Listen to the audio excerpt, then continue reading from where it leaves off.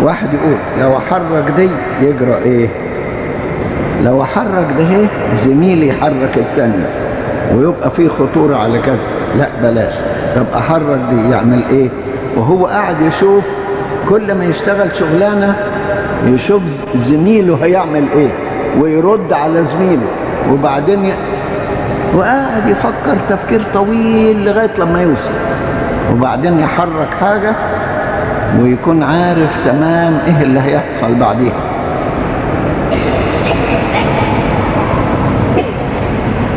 انا لو حركت العسكري لو كلوا بالفيل اكلوا بالحصان، ماشية الحكاية. وان كلب الحصان تلحقوا الطابية تاخدوا، الحكاية ماشية. قاعد يفكر تفكير خطوة ورا خطوة ورا خطوة ورا خطوة، ده عقل بيشتغل. اللي بيفكر في خطوة واحدة ليس إنسانا ذكيا. اللي بيفكر في خطوة واحدة ليس إنسانا ذكيا. الإنسان الذكي يفكر في خطوات طويلة متتابعة، يفكر في الخطوة وردود فعلها ورد فعله على ردود الفعل، والحكاية ماشية.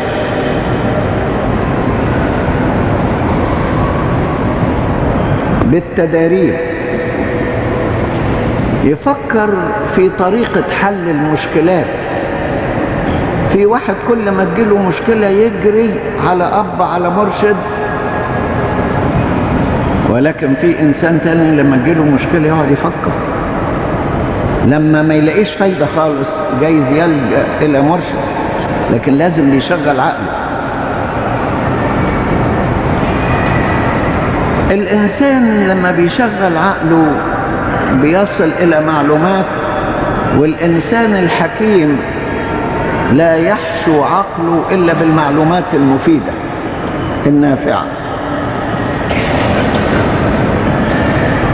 اللي بيبني عقله لازم يبني العقل الباطن أيضا، في أشياء بتخزن في العقل الباطن، فهو يعرف إيه اللي يخزنه وإيه اللي يرميه يرفضه. عشان كده يبقى عنده عقل باطن سليم، يكون دقيق في التخزين، عملية التخزين. زي واحد عنده كمبيوتر ما يحطش فيه غير المعلومات النافعة والباقي ما يحطوش، مش ينفع.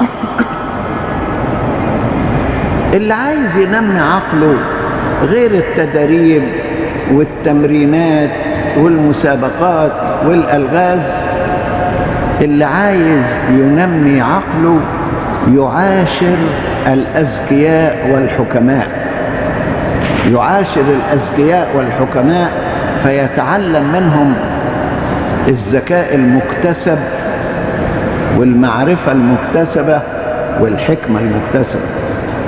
يعني في واحد ذكي بطبيعته، وفي واحد بيمتص الذكاء من عشرته مع الأذكياء، وفي إنسان لا يهتم بعقله فعقله يهمل فيفقد كثيرا من طاقاته. عايز تبني شخصيتك، ابني عقلك، ابني معرفتك، معرفة بالقراءة. كما انك انت تعاشر الأذكياء فتأخذ منهم أفكارا، كذلك لو عاشرت الكتب والقراءات بتأخذ منها أفكار. واللي عايز ينمي عقليته تنمية سليمة يعرف ايه اللي يقراه وايه اللي ما يقراهوش، لأن في معلومات ضارة. علشان تنمي شخصيتك وتبني شخصيتك لابد أيضا أن تبني نفسيتك، ونفسيتك غير عقلك.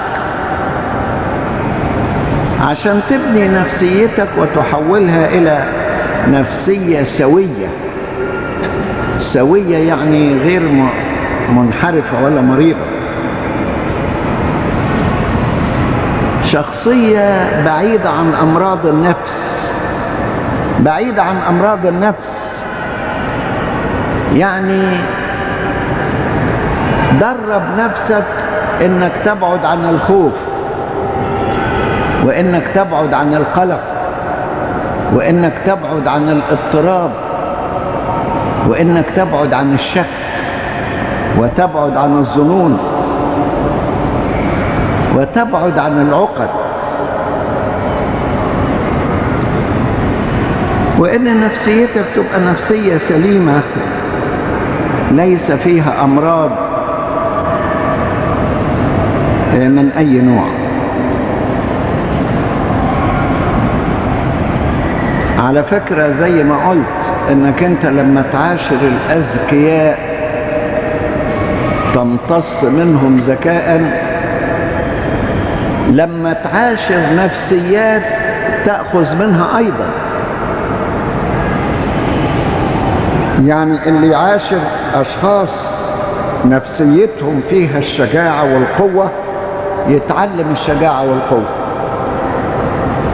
اللي يعاشر ناس خوافين مرض الخوف يعديه، زي ما الامراض الجسدية بتعدي الامراض النفسية بتعدي. تقعد مع واحد ويجي خبر تلاقيه ارتعش، تلاقي الرعشة زحفت الى قلبك على طول. الرعشة دي ممكن تيجي بالعدوى، بالعدوى.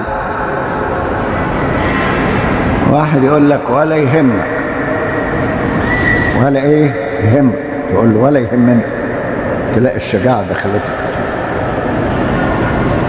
واحد عنده شكوك وظنون يقول لك لا، انت فلان بيقول الكلمة دي سهل، ده لازم يقصد ويقصد ويقصد. تقول له على رأيك لازم يقصد ويقصد ويقصد، وتلاقي الشك دخل إلى نفسيتك. مرض من الأمراض يدخل إليك، مرض من الأمراض. عشان كده تلاقي مجموعات معينة تقريبا لها طبع واحد، لها طبع واحد. واحد في نفسيته البخل، يعلم غيره حكمة البخل، يقول له إن حافظت على القرش تحصل على الجنيه، كنت أمين في الحفاظ على الجنيه يجي لك ال100 جنيه، كنت أمين على ال100 جنيه يجي لك المليون، يجي لك المليار. يعلمه. يقعد مع واحد تاني يقول له ربنا مش هيعطيك قرش غير لما تصرف اللي معاك يديك بداله. صدقوني حتى الإيمان في الروحيات ممكن الإنسان يمتصه من معاشرة المؤمنين.